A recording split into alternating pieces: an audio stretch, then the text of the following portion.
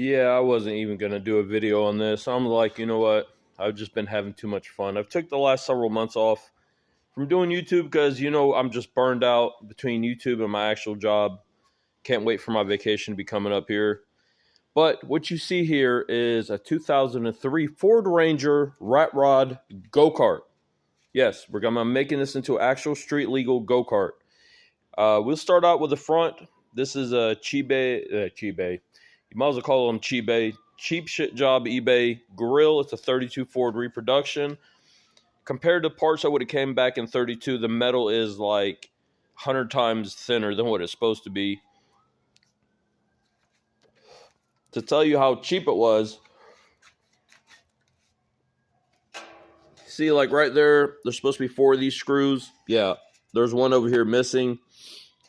I contacted the seller. He was like, I'll give you $10 to go buy a new screw or nut and bolt. And I was like, all right, whatever.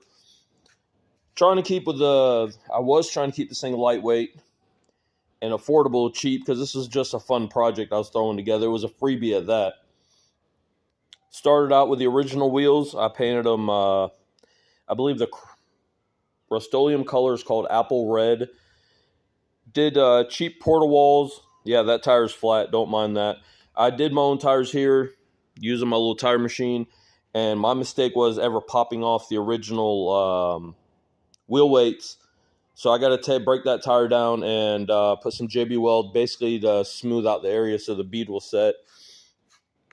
I don't know, as you can notice, I've gutted the original, and I say gutted, the original motor and transmission. That's not the original.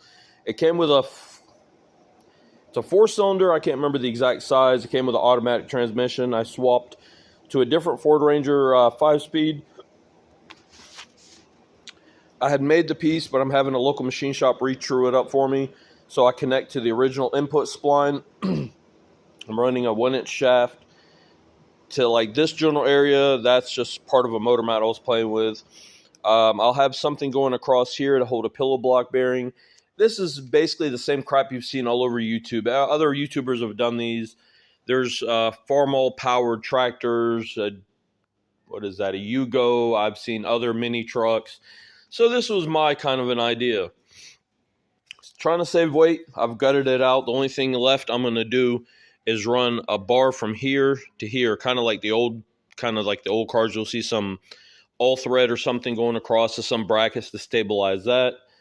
While I'm here at the front, the one thing, if you notice how low this is sitting, or if you can tell, besides the flat tire, I went ahead and put this whole thing on airbags. Rick's Rangers, I got the cups and the airbags from him for the front. The Napa in my next local town, I went ahead and picked up all DOT 3/8 airline. Yes, I did kind of wire them together to a T. I kind of put the front on its own, the rear on its own. Let's see. Can I cut a light on while I'm filming? Maybe not. No. Yep, there we go. Here's the interior. I pretty much stripped every single thing out. I am going to make some kind of new dash to go in here. I'm going to get rid of probably the lock cylinder. I haven't decided yet. But I am going to have a key on the dash for my motor. If you notice down here, complete fitting parts from my local Ace Hardware. You got your up for the front and rear, and these are the dumps. Couple simple 100 psi gauges. It doesn't take much pressure to really lift this truck. And if you notice, I didn't like the original Ford shifter, so that was actually what one of my customers gave me. That he told me it was some kind of, I believe it's oxygen acetylene cutting torch. He said it was acting up. They were going to toss it, so he gave it to me, and I've been holding it in the shop. Decided to make a whole new shifter. Think it looks kind of cool. Basic interior. Only thing I kept in here was floor mats. I gutted everything else out. I mean everything. Well, we got sun visors, if that actually counts. Seatbelt, seats. Now going to the rear, something I've had fun with. Now, don't mind this glob of crap. That is not mine. The bed's mine, but I bought these. These are 1966 Chevrolet Apache bedsides. Since I've been having so much fun with the back, kind of see. I'm going to actually kind of leave it open once the bed is completely done. I've still got metal work to do. These are, I don't know what you call them, like end caps, something. They would go down here. What it is I stripped the bed, or actually, I'm sorry, I chopped the bed 14 inches from the front half. There, I still have them, but I'm not using them for here. There's original steps that go here. So it would have came with a 6-foot bed. I went to a 7-foot bed. You could tell by right there, it's overhanging a foot. But you know what? I think it actually looks sick. It's went to a foot longer bed and a foot wider than stock. But I want to actually, when I'm done, I want to paint all this and clean it up so you can actually view it. A friend of mine called me up. He had a back half of an S10. It was a custom 2x3 box tubing built frame, cantilever setup. Told me to come check it out because I was looking for some odds and ends, and I love recycling junk. So let's pause right there. Give me a thumbs up if you like what you see so far, please. I really need to get this algorithm up higher. But offered him $100. I ended up getting 2 airbags, the brackets. I got, it's hard to see, right down there with some all this was home built. Some trailing arms. Went ahead and got that from him. I cut everything off that frame and just reused it on mine. These are 2 Monster Notch kits that I bought 20-something years ago.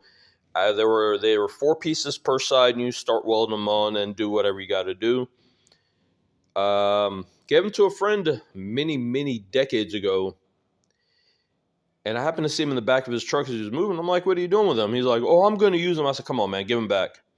You haven't used them in 20, at least 18 years or more.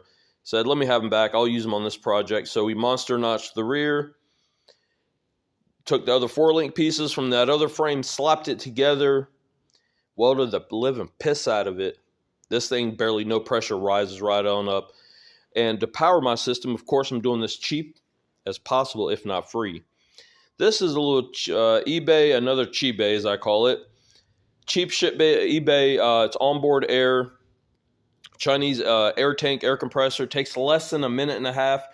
The gauge reads 120 PSI. And I can't complain because I can lift the front and the rear and after it's full and not have it repump up for a little while. The only thing I don't like, which even if you read the article close, it was like less than $90. The tank delivered everything. But the fitting you have here, they show a fitting similar to this but plastic, push-in. It's not what you get. I have it somewhere around here. It says 3/8 inch airline, but what they're talking about, it's some kind of crazy push-in that makes no sense. It's a 3/8 outside diameter, not inside. The same Napa that I used in my next local town. Picked up that one. It has the nut and ferrule, whatever you call it. Screwed it back in place, Teflon taped the piss out of it. It works. So since that works, I decided that's the compressor I'm using. I don't need much onboard air. And as you see, I've been playing around. Like, we'll come down here, see if we can get you all in frame. This is the bed is sitting exactly where it's going to be. See how much of that tire, I love that look when it's just laid down. You probably also noticed the 6-inch spike lug nuts. I was going to do the 4s, and they were about $30-something cheaper. And I say, you know what? I think it was difference between paying $30. Actually, I'm wrong completely. Difference between paying $30 for the 4-inch delivered versus paying $80. I love the look of these. Kind of has the old 1950s nostalgia look. You would have kind of seen on some of the other, I guess, hot rods, rat rods of the day. If you ever watched that movie Grease, that's kind of where I got the idea from. Now, I don't know if the camera picks up this shit job of a Bondo or whatever somebody's done. When I had this, when I was working on it, I had flipped the inside and I see a tiny crease. Just a little crease. Maybe a spoonful of Bondo would have took. But they lathered the living piss out of this whole fender. So I asked everybody between Instagram and Facebook if anybody would give me some ideas. Should I clean it up and paint it to match the cab in the front end, or should I leave it patinaed? So far, I had a couple people commented, and they were basically like, just make it match. Still up in the air. Trying to keep true with cheap to free, which is my favorite price range. I needed a tailgate. I was watching Puddin's Fab Shop, and I noticed he had a 56 Apache on his channel. Just happened to be, I seen that yesterday when I was just looking for scrap metal, what I had in the shop. Just kind of made a basic box. This doesn't need, I do have to loosen up the bolts to hold it all together, but basically my idea worked. Probably on the inside here, or the back side, maybe put some diamond plate in or something. I'm going to look around to see what I can find. And probably if I decide to actually paint this up and make it match, I'll probably, with my vinyl sticker cutter, probably make the forged script, the old school, to go across the back. So that's basically it. I really didn't want to film this into a project because I'm running into the problem. Not enough time with my actual job. YouTube doesn't actually pay me enough to do this, but I enjoy working on stuff and making the quick videos. So I wanted to show this off. The one thing I forgot to mention, if anybody asks, this is the Harbor Freight 420 Predator motor. This was like 8 years ago. I did the racing mower build. This is the same exact motor. I've used it on, I believe it was the Craftsman or the Sierra's Suburban tractor. I had mounted it, never fired it off. This thing has probably been around 8 years and had less than 20 or 30 minutes of total runtime in its life. So, because I am going to throw it on this project, I figure why not? I'll run it, use it, maybe even kill it. We're going to power this either with that go-kart clutch, or I have a torque converter clutch to fit the 1-inch shaft on that motor. So I haven't decided what I'm going to actually pull off. It's going to be trial and error. Right now I've been held up. This is going on 3rd week with the machine shop. So I'm going to finish up the bed and try to not get that done at least. Whatever welding I got to do, whatever bolting I got to do, I'll knock this out for now. And I'm not sitting here fixing imperfections. I don't honestly give two rat's asses about imperfections. Like, I guess somebody here needed some round metal. Just as well, I have this just kind of holding it up. But look, I'm not going to sit there and patch it. This is a rat rod go-kart at that, and street legal. So if you could phantom all those things combined into one, yeah, I definitely got to loosen up the hinge bolts. If you can phantom all that, that's going to be wrapped up into one project. Why give a shit at this point? Build it, drive it, have fun with it. And just wait till I go past people and I hear the good old redneck words of, what the fuck? Because top speed is going to be about 30. Good enough. I can cruise into the center of the little town I live in. I live right off right on the edge of it. So by the time the speed limit picks up where I'm at, it drops back down. What else? There was something here. If it's still here, there was a megaphone. Oh, there it goes. For an exhaust to make this thing even louder and more ridiculous. This has been sitting out here for several years. Thinking about attaching this to that motor. It's a Stinger off my rail buggy, which hopefully this spring I'm actually going to get back to getting it going again, repainting it. But that's for something else. I'm not worrying about that. But since that Stinger's there, probably never going to use that exhaust. I'm going to keep my true duals on this unit. We'll swipe that. Maybe kind of do it like old school. The motor's going to be sitting approximately here. Maybe we'll point it right out the side, point it down. I don't know. It's either that, or I'm going to do imitation lake pipes.